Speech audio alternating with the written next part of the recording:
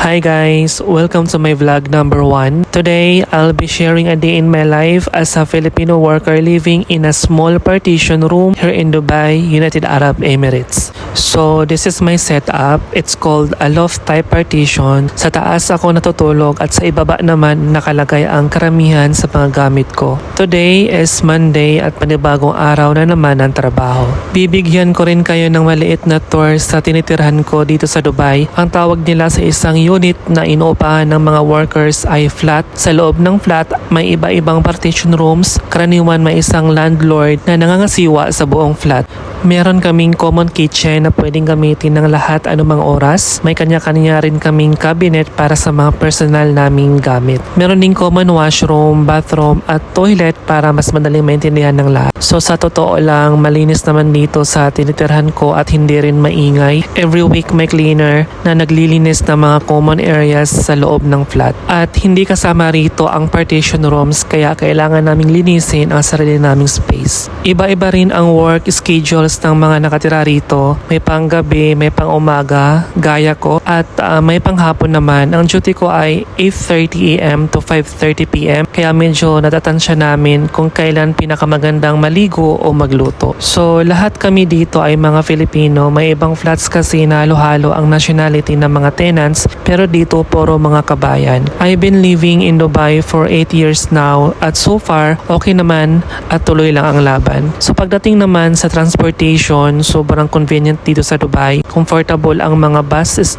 at train pero dahil medyo malayo ang worksite ko, gumagamit ako ng car lift or carpooling service. So monthly, kailangan mong bayaran ang driver. So sa kaso ko, 350 AED per month ang binabayaran ko. Ang driver naman ay kakilala lang din ng kasama ko sa trabaho. Pinay rin siya at siya mismo ang may-ari ng sasakyan. Parang side hustle o extra income niya ang pagkahatid sa amin araw-araw. So mula sa bahay namin hanggang sa pick-up point ng car lift, naglalakad pa ako ng mga 10 minutes. At dahil summer ngayon dito sa Dubai, talagang mainit na. Kahit umaga pa lang, umaabot na agad ng 34 degrees Celsius ang temperatura. Kaya karamihan sa mga tao rito ay may dalang mini fan o paypay. Kapag matindi na talaga ang sikat ng araw, payong na ang katapat. Ang area pala kung saan ako nakatira ay Al Murakabat, Deira, Dubai. So marami talagang kababayan dito, halos sa elevator pa lang ay makakasabay mo na sila. Kahit sa mga restaurants, napakaraming mga Filipino workers. May tinatawag din dito na Small Manila na matatagpuan sa Al Satwa, Dubai. Medyo malapit lang dito. Mas mura ang mga tirahan doon pero mas crowded din dahil maraming workers at expats ang nanirahan sa area. Actually, ito ang pinakauna kong vlog. Gusto ko lang ibahagi sa inyo ang realidad ng buhay ng isang OFW dito sa Dubai. Kapag naririnig natin ang Dubai, parang ang naiisip agad natin ay mga magandang gusali, mamahaling sasakyan, luxury lifestyle, at magandang tourist spots, at totoo naman iyon.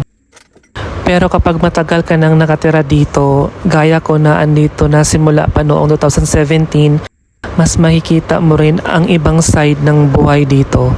Mahal ang renta, mahal ang pagkain, mahal ang transportasyon, at mahal din ang maraming basic necessities. Pagdating naman sa trabaho, marami talagang opportunities dito dahil maraming business investors ang pumapasok sa Dubai. Isa sa pinakamalaking industriya rito ay ang hospitality industry dahil sa dami ng hotels, restaurants at bars. At alam nyo ba, maraming Filipino ang mga nagtatrabaho sa sektor na ito dahil kilala talaga ang mga Pinoy sa magandang customer service.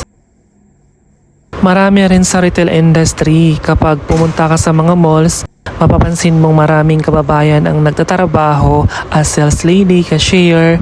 So mapapansin mo lang sila sa ceiling area. So balik tayo sa setup ko bilang isang worker na nakatira sa maliit na partition room. Yes, pinili ko talaga ang ganitong setup dahil malaking tipid ito para sa akin. At sa totoo lang, comfortable naman ako rito. So alam nyo ba na sobrang mahal ng studio apartments dito? Mas lalo na ang buong apartment. Bukod sa renta, kailangan mo pang bayaran ang tubig, kuryente at internet. Sa partition ko naman, all in na ang 1,300 AED per month. Kasama na rito ang unlimited wifi, utilities at paggamit ng kitchen at gas stove, kaya buwan-buwan na lang ang binabayaran mo. Dito rin kadalasan ng sistema ay advance payment, ibig sabihin bayad mo na bago ka tumira.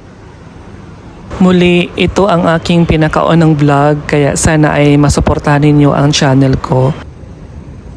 Random video pa lang muna ito sa ngayon dahil medyo nahihirapan pa akong mag-edit ng videos. Pero habang tumatagal, pagagandahin natin ang content natin.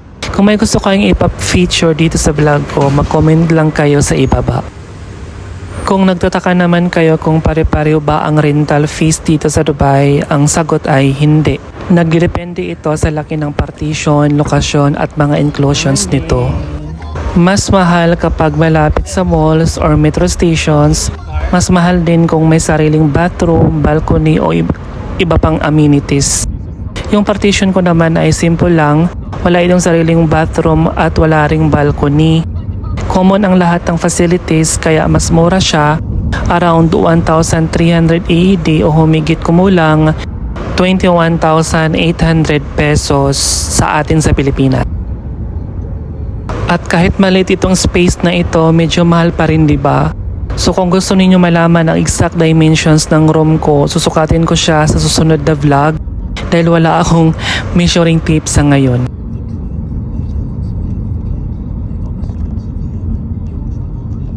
Pero isang bagay ang masasabi ko, kapag humiga ka ng pahiga sa lapad ng room, halos sakto lang talaga ang space.